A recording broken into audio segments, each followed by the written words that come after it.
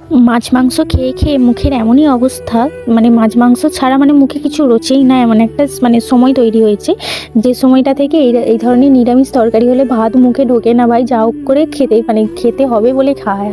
আর সেদিন হয়েছিল শাক ভাজা, এখানে হচ্ছে পটল আলুর তরকারি আর ভাত। আর যেহেতু শাক ভাজাটা হয়েছিল, আর এই শাক ভাজাগুলো খেতে ভালো লাগে, কিন্তু ওই পটল আলুর তরকারিগুলো খেতে ভালো লাগে না সত্যি কথা বলতে। যাই হোক, এগুলো খেয়েই যা হোক করে দুপুরে একটু শুয়েছিলাম, শুয়ে নেওয়ার পর তারপরে উঠে রেডি হয়েছি।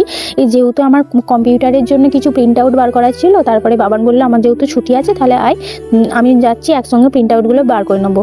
তো সেই অনুযায়ী মানে রেডি হচ্ছিলাম। আর আমি প্রায় এইটা নিয়ে আজকে 3 দিন পর চুল আঁচড়াচ্ছি, কারণ 3 দিন বাইরেও বেরোয়নি, মাথাও আঁচড়ায়নি, যার কারণে চুলগুলো পুরো জট পাকিয়ে গেছিলো। এই জটটা ছাড়াতে আমার প্রায় 15 মিনিট লেগে গেছিলো, কারণ 3 দিনে চুলটা আঁচড়ায়নি। তারপরে আজকে আবার শ্যাম্পু করেছিলাম, যার কারণে চুলের জটটা এই অবস্থা হয়েছিল।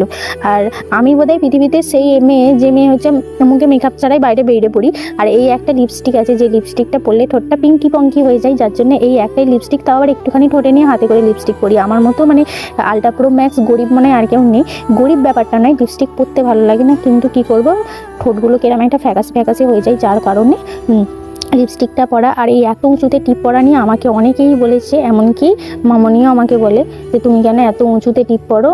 বাবান তো আমাকে সবসময় বলে তুই এবার টিপটা বা স্মৃতির কাছে পড়ে যা, এরকম একটা বলে। কিন্তু কি বলো তো, অভ্যাসটা এমন হয়ে গেছে না, মনে হয় মানে নিচে টিপ পরলে আমার যেন মানে মুখটা কেমন একটা লাগছে। মানুষ তো অভ্যাসের দাস, মানে যেমন অভ্যাস করবে সেই অনুযায়ী অভ্যাস হবে। যাই হোক, আমি রেডি হয়ে নিয়ে গেছিলাম। আমার যেহেতু প্রিন্ট আউটের কাজগুলো হয়ে গেছিলো, তার জন্য বাবান বললো চ ফুচকা খেতে। আমি বললাম হ্যাঁ চলো ফুচকা খেতে যাবো বলে ফুচকা খেতে যাওয়ার সময় এরকম একটা মাঠের দৃশ্য, অনেকদিন পর এরকম মানে মাঠের সবুজ মাঠ দেখতে পেলাম। কারণ কি বলতো, এখন আমরা যে জায়গাটা থাকি আমাদের বাড়ির পাশে অনেক মাঠ আছে, কিন্তু সেই মাঠগুলোতে না মানে সময়ের কারণে আর যাওয়াই হয়ে ওঠে না, যার কারণে সেই দিন মানে যখন যাচ্ছিলাম মানে কি ভালো যে লাগছিল। প্লাস হচ্ছে মানে প্রচুর হাওয়া দিচ্ছিল, আর এখানে বাবা নাংবাং বকছিল, যার জন্য আমি ক্লিপটা মিউট করে দিয়েছি।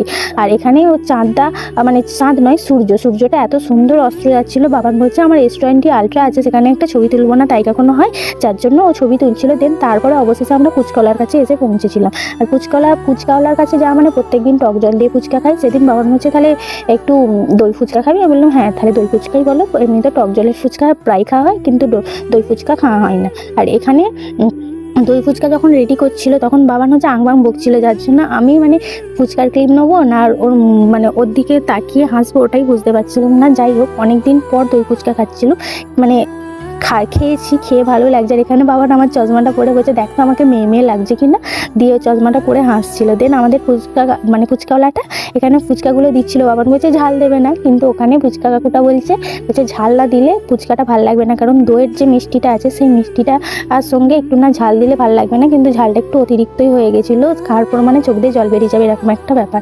আর এখানে ফুচকাগুলোর মধ্যে বাবা এমনিতে ফুচকা খেতে চায়নি, কিন্তু দই ফুচকা হলেও একটু খেতে ভালোবাসে দই ফুচকা, যার কারণে ও অনেকগুলোই ফুচকা খায়। এই ফুচকা মানে জলের ফুচকা হলে ওকে 2-3টে দিলেই ও বলে তোর ভালো লাগছে না।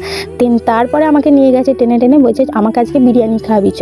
আমি চ খাওয়াবো, কারণ ওর আগের দিন নাকি বিরিয়ানি দিদি এনে দিয়েছিল বিরিয়ানি, সেই বিরিয়ানিটা ও রাত্রিরে খাবে বলে মানে তারপরে নাকি বেড়ালে খেয়ে চলে গেছে, যার কারণে ওর বিরিয়ানি খাওয়া হয়নি।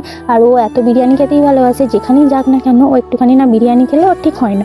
ও একটা কথাই বলে আমার পৃথিবীতে একটাই নেশা আছে, সেটা হচ্ছে বিরিয়ানির নেশা, আর কোনো নেশা নেই। তুই আমাকে যা খুশি মানে খেতে বলে আমি খাবো না, কিন্তু বিরিয়ানি দিয়ে আমি খেয়ে নেবো। যাই জন্য এরকম একটা মানে নিজেকে একটু লাকি মনে হয়, এখনকার ছেলে হয়েছে শুধুমাত্র বিরিয়ানির নেশা, এটা সব থেকে মানে সুন্দর ব্যাপার। যাই হোক, গর্ব করছি না, কিন্তু যে জিনিসটা ভালো সেটা তো বলতেই হবে।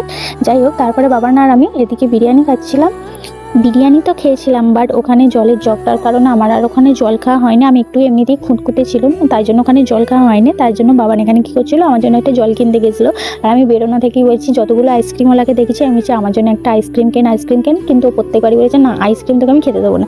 কিন্তু আমার বায়নার চোটে আইসক্রিমটা কিনেই এনেছে। আইসক্রিমটা দেখে মানে আর কি বলবো, আর কিছু বলার নেই। আমার জন্য এত কিছু করার জন্য থ্যাংক ইউ।